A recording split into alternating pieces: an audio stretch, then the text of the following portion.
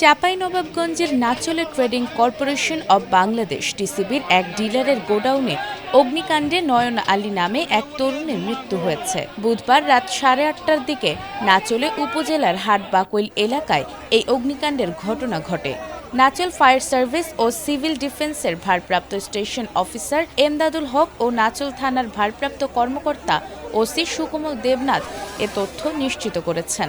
নিহত নয়ন আলী নাচল উপজেলার হাটবাকৈল গ্রামের আব্বাস আলীর ছেলে। তিনি একজন ভ্যান চালক।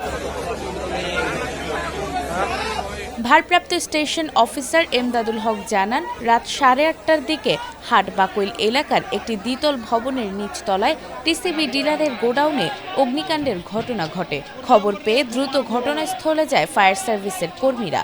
প্রায় আধা ঘন্টার চেষ্টার পর আগুন নিয়ন্ত্রণে আসে। পরে উদ্ধার অভিযানের সময় নয়ন আলীর মরদেহ উদ্ধার করা হয়।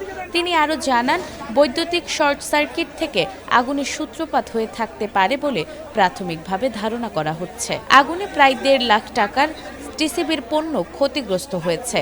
এছাড়াও প্রায় 10 লাখ টাকার পণ্য উদ্ধার করা হয়েছে।